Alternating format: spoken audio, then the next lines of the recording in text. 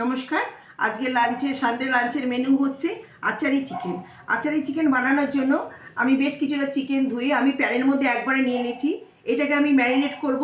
Marinate করার জন্য আমি 200 গ্রাম পেঁয়াজ নিয়ে নিয়েছি, কুচি কুচি করে কেটে নিয়েছি। তেজপাতা আর দুটো বড় বড় টমেটো কুচি কুচি করে নিয়েছি, যেহেতু আচারি চিকেনের টকটক ভাব লাগবে নিয়েছি। আর নিয়ে নিলাম টক দই। এটা জল ঝরানোই আছে টক দইটা। আমি নিয়ে নিলাম 100 গ্রাম মতো। আর দিয়ে দিলাম পরিমাণ মতো নুন। আর দিয়ে দিলাম আদা রসুন পেস্ট, বেশ খানিকটা আদা রসুন পেস্ট দিলাম আমি, দুটো মিলানো আছে। আর ড্রাই মশলার মধ্যে আছে ঝাল লঙ্কার গুঁড়ো, কাশ্মীরি লাল হলুদের গুঁড়ো, ধনিয়া গুঁড়ো সব দিয়ে দিলাম। আর দিয়ে দিলাম 4টে কাঁচা লঙ্কা গোটা, চিনি কিন্তু ওটা আমি। আর বেশ খানিকটা সর্ষে তেল। আমি এগুলোকে সব দিয়ে হাত দিয়ে মেখে নেব। মেখে নিচ্ছি বেশ ভালো করে, কিন্তু এটা মাখতে হবে সব মাংসের গায়ে যেন মশলাগুলো ঢুকে যায়। আমি প্যানে একবারে করে নিয়েছি, এই প্যানটা আমি বসিয়ে দেবো। এখানে মশলা কষাকষির কোনো বলাই নেই, জল দেব না কিন্তু আমি এইভাবে মাখিয়ে নেব। বেশ ভালো করে মেখে নিয়েছি। এবার এটাকে আমি গ্যাসে বসিয়ে দেবো।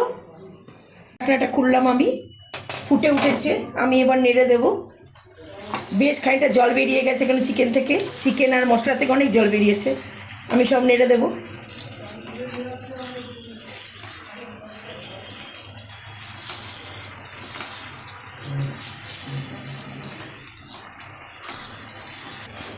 পুরো আমি নেড়ে নিয়েছি।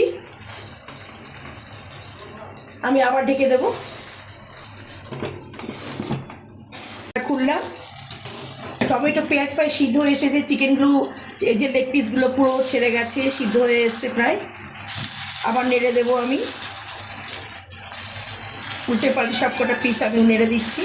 এই যে লেগ পিসগুলো কী সুন্দরভাবে ছেড়ে গেছে। আমি কিন্তু এখনও পর্যন্ত একটুও জল দিইনি, চিকেন থেকে জল ছেড়েছে আর টমেটো আদা রসুন সব মশলা থেকে জল হয়েছে। আমি আবারও ঢেকে দেবো। এইবার আস্তে আস্তে তেলটা বেরিয়ে আসবে, আমি ঢেকে দিই।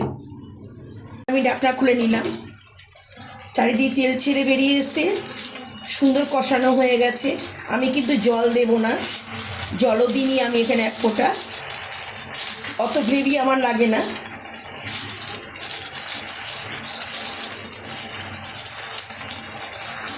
আবার আমি দিয়ে এটাকে নেড়ে ঢেকে দেবো। আর আমি এখানে দিলাম একটু ড্রাই মশলা। এই ড্রাই মশলাটা আমার নিজের ঘরে বানানো। এর মধ্যে আছে গোটা ধনে, গোটা জিরে, একটু মৌরি, তেজপাতা আর একটু জয়িত্রী আছে। এটা আমি দিয়ে দিলাম।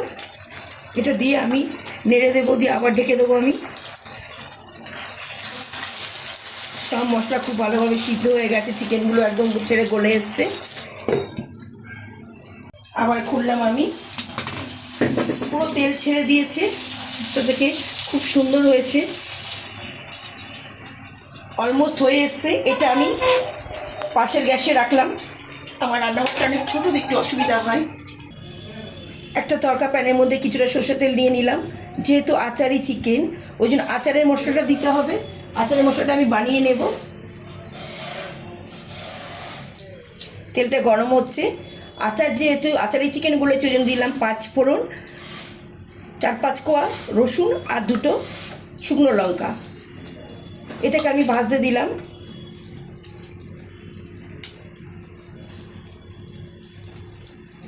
পাঁচ ফোড়ন জ্বলে গেলে তেতো তেতো ভাব এসে যাবে, একটু হয়ে গেলে আমি নামিয়ে দেব।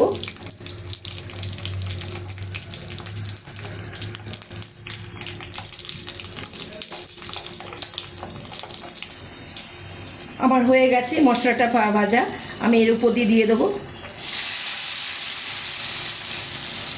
এটা অবশ্যই দেবেন, নাহলে ভালো লাগবে না।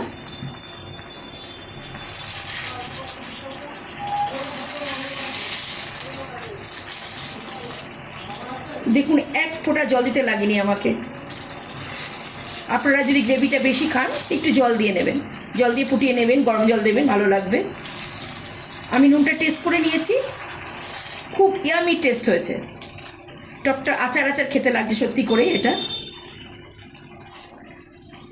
রেডি আমার আচারি চিকেন, রেডি আমার আচারি চিকেন। গ্যাসটা আমি বন্ধ করে দিলাম। দেখুন কি সুন্দর লোভনীয় দেখতে হয়েছে। যেমন দেখতে লোভনীয় হয়েছে, আমি টেস্ট নিয়ে দেখেছি, টেস্টটাও স্বাদটাও খুব ভালো হয়েছে। আজকে সানডেতে সাদা ভাতের সাথে এটা আমাদের আছে মেনু। আর আছে কাতলা মাছের মাথা দিয়ে মুগ ডাল আর বেগুন ভাজা। এইভাবে করে খেয়ে দেবেন, ভালো লাগবে। ভালো লাগলে একটু লাইক কমেন্ট শেয়ার করে দেবেন। সুস্থ থাকবেন, ভালো থাকবেন, ধন্যবাদ।